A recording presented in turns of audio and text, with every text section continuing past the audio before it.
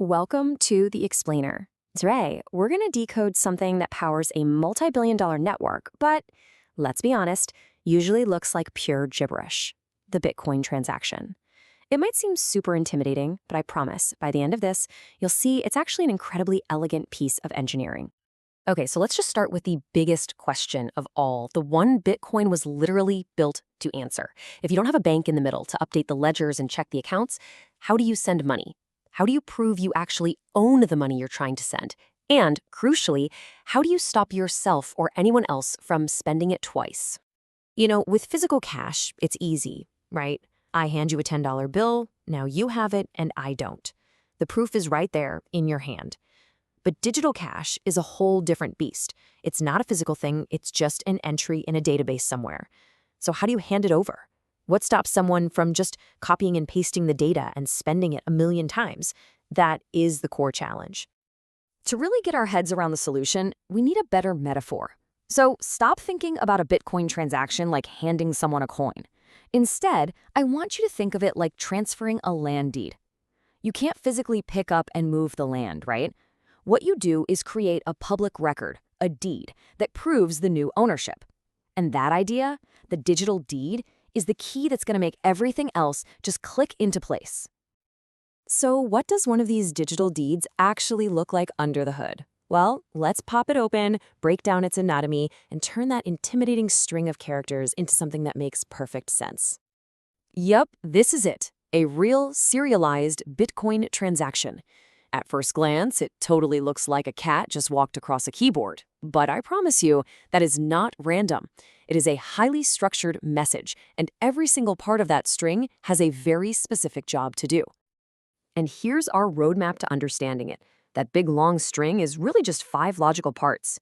You've got the version, which basically tells the network which set of rules this transaction is playing by. You've got the inputs. These are the old deeds proving where the money is coming from. Then the outputs, which are the new deeds saying where the money is going. The witness, that's your digital signature, the proof you're allowed to do this. And finally, the lock time, which can set rules about when the transaction is even valid. So let's start with the most important part, how the money actually moves. Okay, this right here is the heart of the whole thing. Inputs prove you own the funds you want to spend, and outputs create the brand new ownership records for the person you're paying. It's the core of that digital deed transfer. So let's go back to our land deed metaphor. An input doesn't actually contain any money. Instead, it just points back to an old deed, a previous transaction where you received the funds. The output then creates a shiny new, unspent deed for the person you're paying. And this chain of deeds, one pointing to the next, well, that's what we call the blockchain. So how does an input point to an old deed? It uses something called an outpoint. And honestly, it's just a coordinate system. It says, hey, go find this specific transaction using its unique ID, and then look at this specific output from that transaction. It is a totally unambiguous reference to the exact funds that are being spent. No confusion. And this is the magic trick. This is the whole ballgame. Because every single input has to point to a specific unspent output from the past, the entire network can instantly check and verify that those funds haven't already been spent. Once that deed is transferred, it's considered spent. It can never be used as an input again. And just like that, you solve the double spending problem, all without needing a single bank. What's so fascinating is seeing how the system evolves.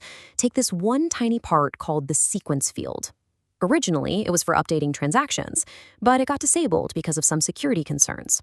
But then, years later, developers brought it back with an upgrade for something called replace by fee, a genius way to bump the fee on a stuck transaction so it gets confirmed faster. And then, get this, it was upgraded again to act as a relative timer, which opened the door for more complex time-based smart contracts. It just shows how even the tiniest parts are constantly being improved. Okay, so we have a great system for pointing to old funds and creating new ones. And to authorize it, you use a digital signature. Simple enough. But in the original design, that signature, the very thing that was supposed to provide all the security, actually created a massive vulnerability. Just think about that for a second. A transaction's ID is supposed to be its permanent, unique fingerprint in the history of the universe. But what if a third party, without stealing your money, could just slightly tweak your signature and in doing so completely change that transaction's ID? Well, this wasn't a hypothetical. It was a very real problem known as transaction malleability. See, because the signature was part of the data used to calculate the transaction's ID, anyone could slightly modify the signature's encoding without making it invalid and create a new valid transaction that spent the same inputs but had a totally different ID. This was a nightmare for developers trying to build more advanced systems because it made chains of transactions completely unreliable. The solution that fixed this was a brilliant and very clever upgrade called segregated witness, or as everyone calls it, SegWit. And the name pretty much tells you exactly what it does. The idea was so simple but so effective. SegWit just moved the signature, the witness to the transaction, out of the main transaction body and put it into its own separate structure. So now, because the signature is no longer part of the data used to calculate the transaction ID, the ID can't be changed. It separates the what of the transaction from the proof of the transaction. And this table here just lays out the shift perfectly. In Bitcoin, a script is just a little program that sets the spending rules. In the old system, the rules were in the output script, and the proof, the signature, was in the input script. With SegWit, they just moved these into something called a witness program and a separate witness structure. It's a really simple architectural change, but it had massive implications. And the result was a total game changer. With that signature data safely segregated, the transaction ID became fixed, immutable. It couldn't be tampered with by anyone. This finally solved malleability for good and made the system robust enough for incredible innovations like the Lightning Network to be built securely right on top of it. But SegWit didn't just fix a bug.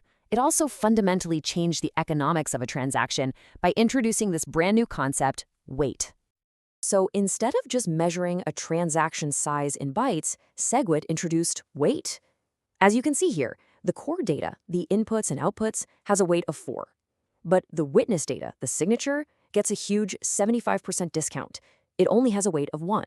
This created this powerful economic incentive. If you use the new, better SegWit format, your transaction is significantly cheaper. It was a brilliant way to encourage the entire network to upgrade. And this isn't just theory. Remember that big, ugly string of text we saw at the beginning?